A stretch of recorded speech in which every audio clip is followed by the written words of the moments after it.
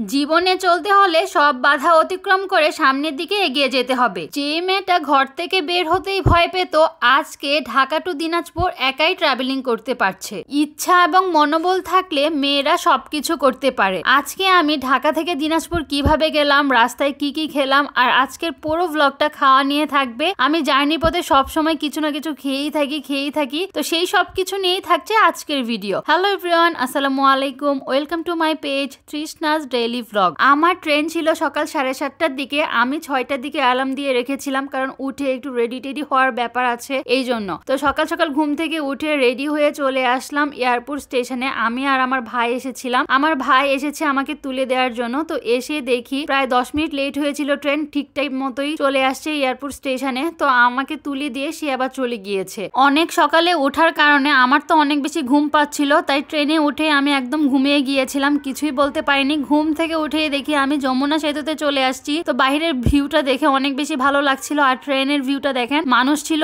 পুরোপুরি। এখন যেহেতু ডিসেম্বর মাস চলতেছে, সবার কম বেশি ছুটি হয়ে গিয়েছে, আর বাচ্চাদের পরীক্ষাও তো সবার শেষ হয়ে গিয়েছে, তাই সবাই তো সবার বাড়িতে চলে যাচ্ছিল। তো অনেক বেশি মোটামুটি ভিড় ছিল, স্টেশনগুলো তো অনেক ভিড় ছিল, ট্রেনের ভিতরেও মোটামুটি ভিড় ছিল। ঘুম থেকে উঠে আমার অনেক বেশি ক্ষুধা লেগেছিল, কি খাবো, অনেক খাওয়া দাওয়া আসছিল একটু পর পর। তো ভাবলাম একটু খিচুড়িটাই খাই। আর সকালে কি খেয়েছি না খেয়েছি আমার অনেক বেশি ক্ষুধা লেগেছিল। তারপর এই খিচুড়িটা আমি নিয়েছিলাম, এটা 50 টাকা নিয়েছিল। কি ছোট ছোট পিস গুলো দেখেন, খুবই ছোট ছোট চিকেনের খিচুড়ি, এটা 50 টাকা নিয়েছিল। আর ডিম খিচুড়ি ছিল, ওইটা 40 টাকা করে ছিল। বিভিন্ন ধরনের খাবার উঠতেই থাকে ট্রেনের মধ্যে, অনেক ধরনের খাবার থাকে। তো আমি ভাবলাম খিচুড়িটা যেহেতু আমার পছন্দ, আর সকালবেলা যেহেতু অনেক ক্ষুধা লেগেছিল, তাই খিচুড়িটাই ভালো হবে, এই জন্য আমি খিচুড়িটা খেয়ে নিলাম। তারপর দেখলাম বুটওয়ালা আসছে, ছোলা বুট, তো এটাও আমার অনেক বেশি ভালো লাগে। তো ভাবলাম এটাও নিয়ে নেই, তো একটু ছোলা খাচ্ছিলাম। তারপর দেখলাম পেয়ারা মাখা আসছে, তো এটাও নিয়েছি। মানে যখন যা দেখতেছি তাই নিচ্ছি, কম বেশ করে একা একা যাচ্ছি, তাই যেন বোরিং না লাগে খেয়ে আর বাহিরের দৃশ্য দেখতে দেখতে যেন যাই, কোনো সমস্যা যেন না হয়। আর আমার হাজবেন্ড তো বারবার ফোন করছিল যেন আমার কোনো সমস্যা হচ্ছে কিনা, জিজ্ঞাসা করছে বারবার। তো আমি বললাম না, কোনো সমস্যাই হচ্ছিল না, কারণ আশেপাশে সবাই একটু ফ্রেন্ডলি ছিল, সবাই খুবই ভালো ছিল। সবার সঙ্গে একটু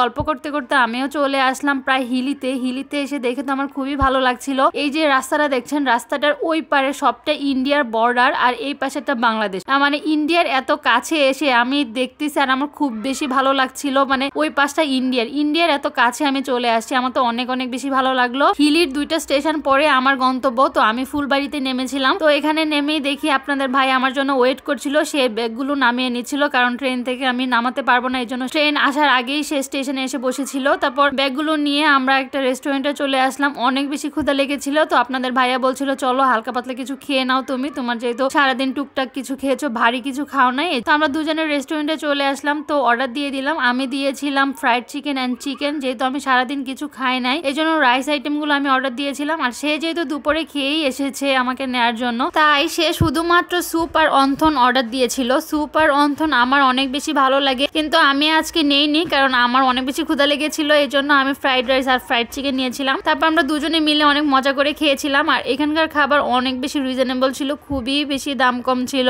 তো যাই হোক, আমরা দুজনে মিলে অনেক মজা করে খেয়েছি, আর দাম কম অনুযায়ী খাবারটা মোটামুটি ভালোই ছিল। তারপর আমরা চলে আসলাম স্বপ্নতে, এখানে একটু কাজ ছিল তার, তো সে কাজ করে নিল, তার কি কি কেনার ছিল সেগুলো সে কিনে নিল। তারপর আমার একটা মনে পড়লো আমার ইস্ট লাগবে, তো আমিও একটা ইস্ট কিনে নিলাম। তো ইস্ট কিনে আমরা দুজনে বাসায় চলে আসলাম। বাসায় এসে দেখি আমার শাশুড়ি অনেক কিছু নিয়ে বসে আছে আমাকে খাওয়ানোর জন্য, কিন্তু আমি তো বাইরে খেয়ে এসেছি। তারপরে বললাম রাতে একবারে সবাই খাবো। তো আজকের ভিডিওটা এই পর্যন্তই, কেমন হলো অবশ্যই জানাবেন, আর সবাই ভালো থাকবেন। আল্লাহ হাফেজ।